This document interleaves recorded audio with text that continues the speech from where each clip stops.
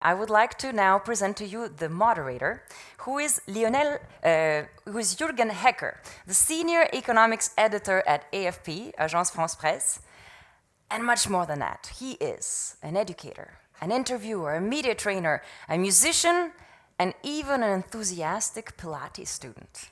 Jurgen is all of that, and he will be leading the first two sessions today. Jurgen, the stage is yours.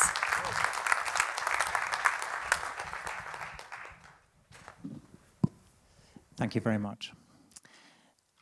Our first speaker is someone who is a key figure in American politics. She's been in politics for a long time. She's a political strategist. She led up the National Democratic Party Convention Committee in 2008 at the moment of Barack Obama's triumph, and then in 2016 at the moment of a bitter defeat for the Democratic Party. She's also a pastor. I've known her for a while now. She is deeply inspiring, sharp as a knife, and whenever you hear her speak, you won't see life quite the same again as you did before she started speaking. Please welcome Leah Daughtry.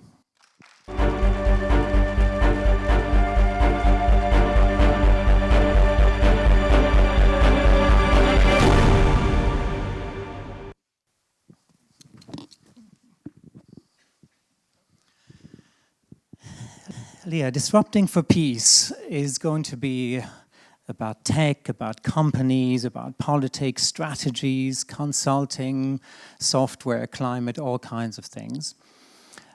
I would like a little more personal take and maybe individual take from you on this. And maybe first of all, take a second that we are a few hundred meters away from where 75 years ago America came to rescue Europe.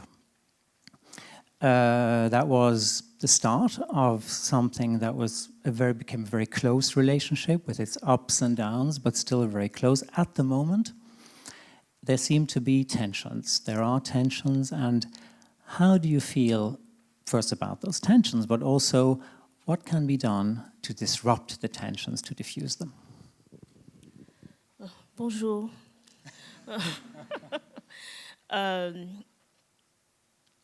You know, it is, from my vantage point as an American, obviously we have a president who is helping to stir the tensions, let's put it politely. And so, but it's not just our president, but we see it around the world. This rise of populism, these challenges that are happening, not just in America, but in any number of, pick one, pick a country. And I think at the root of that is the challenge we have as citizens to really understand what is happening with the citizens of our country. What do I mean? So in America, we like to say that it was the racists and the sexists that elected Trump. That it was the people, the poor people who don't understand and who are disadvantaged and who help to stir these movements. But I don't necessarily believe that. I think that while there are the racists and the sexists, and some people voted for him because they thought he was one of them, there are also those who voted for him despite that, because their own personal pain, the challenges that they're experiencing in their economic lives, what they're experiencing in their communities, led them to someone that they thought could fix their problem, that they thought understood their problem. And I think that's part of what's happening around the world. And we ignore that sentiment at our peril. When we ignore that there are people who are hurting, whether we agree with the source or with their own analysis of why they are hurting, doesn't matter if we agree with their analysis. The fact is they are in pain. And we need to figure out how we address the point of their pain while raising them to another level. What happened in D-Day 75 years ago is that one person decided, I want to be part of the solution. They banded with another who said, I want to be part of the solution. No one said, we're going to D-Day and we're going to come out triumphant. They hoped. they wished, but they were willing to put themselves on the line with people of similar thinking, similar purpose, similar ideals, and together they made a change. But it was because each one in their own home said, I can do something. I'm not the whole solution. I'm not going to defeat fascism on my own or by myself, but I can play a part. I can do something. And that's what I think has to happen around the world. Each one of us, individually, from where we sit, has to be willing to have the conversation, to try to hear and understand their perspective, and then create a solution. If each one does that, what we become is the new D-Day force. We first met in 2016, a few weeks after Donald Trump was elected. Yeah. And there was shell shock, if that's not the wrong word in the context of you were deeply shocked. And now the Democratic Party is coming at this as the challenger, the underdog. There's a chance that Donald Trump gets re-elected, and how are you going to approach that? How are you who were disrupted at the time, maybe we can talk about that, because maybe you Democratic Party didn't see it coming, didn't see the defeat coming. How are you going to disrupt the disruptor? Here's the advantage we have this time. In 2016, we didn't think he could win. We thought he was the guy who came down the escalator spouting all sorts of craziness, and we didn't really take him seriously. If you remember, on their side, on the Republican side, I think there were 16 candidates for president. And we thought, surely, any one of them would beat him, and the odds-on favorite was Jeb Bush. I don't even know where Bush is today.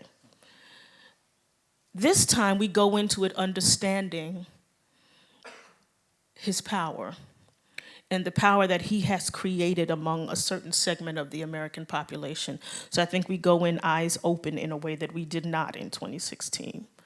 Now, I'm a Democrat.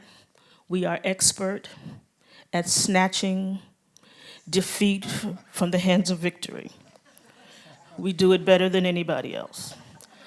As Will Rogers says, I'm not a member of any organized party, I'm a Democrat. Maybe you haven't spoken to the Labour Party in Britain a lot recently. Well, yeah, this is true. So I think we have that advantage that we know what we're dealing with. We have a second advantage that so much of what he's promised, he has not been able to deliver on. It's created a heightened sense of discontent, even from people who voted for him the first time. So there is tremendous energy to have something different. We see that in the 2018 elections when we had a record 50% of the population who voted. It hasn't been that high in 40 years. And never in the midterms. For European listeners, that is a lot in America. That's huge in America. 50% of our population went to the polls and voted for a new Congress. And so we have Nancy Pelosi, who's the Speaker of the House. That sort of energy remains. We see millennial voters who are the largest voting bloc in our nation, if they will vote. We see African Americans, who are the largest segment of the millennial voters, and who are also 25% of the Democratic Party's voting bloc, at record highs in terms of enthusiasm, in terms of mobilization, in terms of organizations. You have any number of community organizations who are out educating, mobilizing voters. And so if we stay at that level, then I think we are well on our way. It will become for us a turnout operation. When you look across to Europe, do you see similar strands of populism growing, some cases also making it into government, if not at least putting pressure on existing governments? Do you feel there is some transatlantic community of maybe well-minded citizens, young people, people who want a better society, who could counteract that somehow together at a below government level? Absolutely. I was reading with interest, and watching the trajectory of Marie Le Pen in the recent elections. And, a few years ago, who would have thought that she would be back? And now winning more seats than anyone thought that she would. I think it is a move across the world in any number of European countries, Asian countries, where there is this segment of the population which is making a stand and planting their flag and saying, me, we want to be first, what I believe is the most important, and it doesn't matter who's damaged along the way. There is room, however, I believe, for a transatlantic or global movement, and I think the clearest example of that, if you look back to the Women's March in 2017 after Trump was elected, what began as one woman's idea, a woman who lived in Hawaii. She was angry about Trump's election. She went on her Facebook page and she put down, we should have a women's march. She went to bed. She woke up to 100,000 likes, and the Women's March was born. She had no clue it was going to be that huge, and she was in Hawaii in a completely different time zone, so she turned it over to some other people to organize it. She had a kid, and who knew? She just was spouting an idea. And the Women's March became the largest popular event in the history of the world. And it was not just in Washington, D.C., which is what we thought it was going to be, but in every major city in the United States and in Europe and in parts of Asia, you had millions of people coming, not protesting Trump, but protesting or wanting to say, there are some issues we care about, and I'm willing to go into the street to demonstrate my belief in this ideal. Now, the challenge with the Women's March was nobody knew it was going to be that big. So there was no apparatus in place to capitalize on the movement. And so they had to play catch up after the fact to try to put in place all of these things. But the fact that all of these millions of people, uncoordinated with each other, had millions of people in the streets saying, we want a different country, we want a different world, and we're willing to go out into the street to do it. Now, what do we do with that? What does that tell us? One person's idea created a movement, created this, it captured the attention of the world. One person who banded with another person, who banded with another person, made this change and brought awareness to all of us. That's possible wherever we are in the world. It is possible. Can we do it? Yes. But it requires our time, our attention, our dedication, and willing to fight for something that is bigger than ourselves. If it's only all about you, then it's only going to ever be about you. But can you see your vision and lift your vision so that it's not just you? It's about, for me, my nephews. I'm child-free. But it's about my nephews, 12 and 14. What does their future look like? So I will march for them. I will march for the people in my community. I will work hard for the people in the neighborhoods that I live in because I believe a better world is possible. Can I change it by myself? No. But in relationship with others, I will find someone who believes as I do. And you and me, you and you and you and you and you, and all of us in the rooms, then we become the seed for the change that we want to see in the world. I think those are great finishing words, Leah. Thank you very, very much. Leah Daughtry. Thank you.